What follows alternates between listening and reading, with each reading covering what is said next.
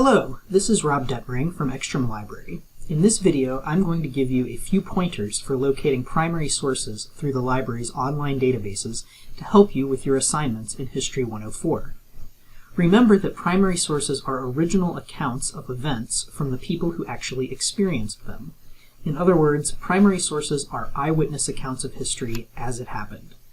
Examples of primary sources include personal narratives, autobiographies or diaries, historical newspaper and magazine articles, historical legal records and government documents, and letters or correspondence between historical figures, just to name a few possibilities.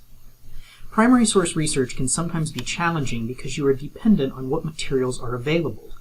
This video will focus on primary sources that are accessible online from the library. These are historical materials that have been digitized and made available in databases that the library and your tuition dollars pay for. There are also numerous sites across the web that include digitized primary sources, such as the Library of Congress Digital Collections and Chronicling America websites, or the Making of America collections from Cornell University and the University of Michigan. You can find these sites using Google.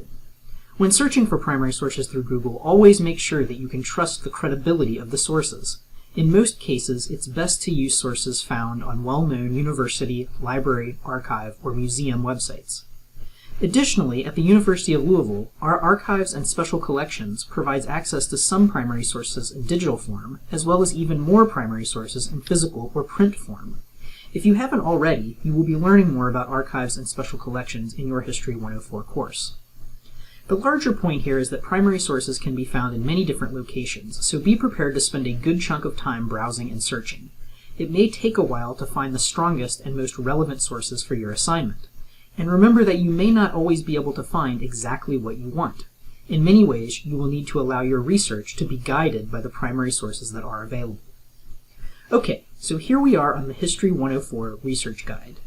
As you can see, there are two sections that list primary source databases from the library. The first box lists databases that include historical newspaper and magazine articles, while the second box lists some other collections that include letters, diaries, historical pamphlets and books, and other kinds of material. If you hover your mouse over the name of a database, it will give you a brief summary of what is included. For example, we can see that African American Newspapers of the 19th Century features newspapers covering African American life for the years 1827 to 1902. I also want to highlight that the library has the entire historical runs of the Louisville Courier-Journal, which dates back to 1830, as well as the New York Times, which dates back to 1851. Depending on your research topic, these can be very useful resources for finding historical newspaper articles. Now, let's do a quick example search to give you an idea of the process. I'm going to search in American Periodicals, which is a large collection of magazines mostly from the 1700s and 1800s. American Periodicals is one of my favorite primary source databases because it has great materials and it's fairly easy to search. Note that when you click on any of these databases from off-campus, it will prompt you to enter your ULink ID and password to show that you are affiliated with the university. When searching in a database like this, you may have to go through a process of trial and error to figure out the best words to search. Because you are searching historical documents, you also may need to search the language that was used during that period of history, though this can sometimes be uncomfortable. For example, if I were searching for materials on Native Americans, I might need to use the word Indians or other words that would have been prevalent during the 1700s and 1800s. In this case, I'm going to do a search for escaped slaves. Today, many people prefer the term enslaved people because it recognizes the humanity of those who suffered under slavery. However, I need to try to use the language of the time because of the materials I'm searching, so I will use slaves. I'm also going to specify a publication date range of 1800 to 1850. This can be a good option for narrowing your search and making your results more manageable based on the time period you're focusing on. Notice that I can also search for particular document types, such as advertisements, news, and more. I also have the option to narrow by document type after I search, so I'm going to leave these boxes unchecked for now. Okay, so this search gave me approximately 8,500 results. This is a lot to sort through, so I may need to think about adding some additional keywords to my search or using the tools on the left side of the page to narrow things down. Let's add "and Kentucky" to our search. Now we have around 700 results. Still a lot, but not nearly as many as before. At this point, I could choose to narrow my results further or simply begin browsing. The database will highlight your keywords and automatically sort your results by relevance. You can choose to reorder your results in chronological or reverse chronological order, but keep in mind that this might make it harder to find the most relevant articles.